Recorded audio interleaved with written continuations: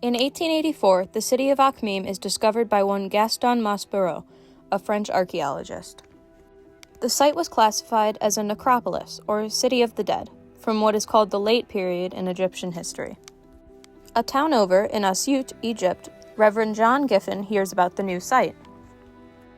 An alumni from Westminster College, Giffen buys 4 mummies from the site for $8 each. One mummy is donated to the Asyut College Museum. He sends the remaining 3 to the United States for a shipping price of $5 each. He spent around $2,000 in today's equivalents. One mummy makes its way to Giffen's alma mater. Another mummy goes to Erskine College in Due West, South Carolina. The final mummy arrives in 1885 at the College of Wooster in Wooster, Ohio. The mummy is housed in Old Main until a fire damages the building in 1905. It is moved from Scoville Hall to Frick Hall to the Ebert Art Museum, where it takes up permanent residency. This is Tyr Bai, or Two Eyes of My Soul, as written on the outside of her sarcophagus. In 2004, a CT scan confirmed that she was female, around 35 to 43 years old. Before her death, she experienced a fracture in her arm and serious break in her leg, both of which she healed from, with visible scoliosis, possibly resulting from the latter. Akhmim, also called Kent Min in Egyptian or Chemis in Greek, was her home during the late period of Egyptian history. Akhmim was sacred to Min, a fertility god associated with the eastern desert.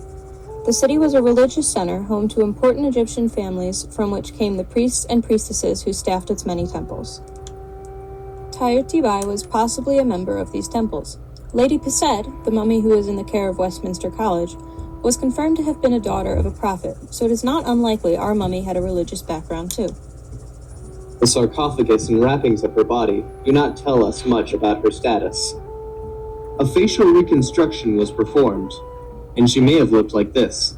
Due to a variety of circumstances, not as much is known about this woman than we would like to admit. But what we do know about Tyr Bai is that she was from a well-off enough community to perform the lengthy and expensive funeral rites included with the sarcophagus. She lived a relatively long life and was well prepared for the afterlife. She was loved by her people and is loved by people now.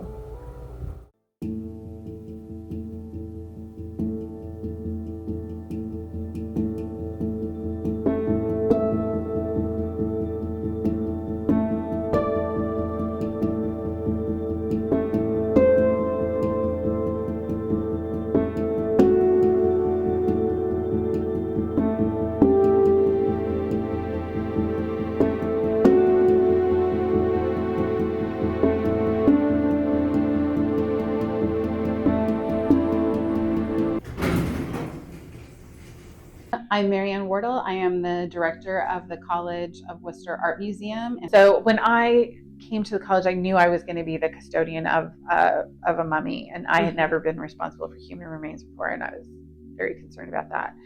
And I did contact a friend who works at the Museum of Archaeology. And so I was like, okay, how do you feel about using them, right, in teaching? My predecessor never, ever, ever, ever allowed anybody to see the body, out of respect. And I think that was, in some ways, a reaction to the generations in which maybe she had been more exposed. In some ways, we think of her as like a colleague or a co-educator in a way, right? With some expertise in her own field. So I bring it out for 2 classes, History of Ancient Medicine and Death and Afterlives. And in both of those cases, they come near the end of the semester. They've had lots of thinking about the topics. They're very prepared. But one thing I've still noticed is we usually, in that case, take it up to the gallery so we have more space. And people often, they're super interested, right? So they congregate around the body and very quickly realize that it is a person, right? The reality of her as a person dawns on you quite quickly. But the fact is, like, she's still contained in part of her coffin, right? Like, she is in a box that sort of contains her like a sarcophagus would. And you very clearly understand that she is a person. So how do we respectfully deal with that while also thinking about educational opportunities? So trying to thread that needle, and sometimes we get it right and sometimes we don't. TyLynn is representative of a lot of things. She was taken from her home by a grave robber who had educational intentions. Religion was interwoven into her life, whether from her possible upbringing, or from the Presbyterian missionary, or now those Presbyterian ideals that are no longer secular at the College of Wooster. TyLynn both should have probably never been here at the College of Wooster, and is also an incredibly valuable part of our history and education.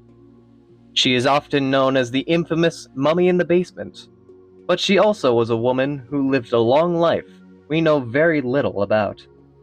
While it is often difficult to toe between these lines and complexities, it is valuable to do so as students of life.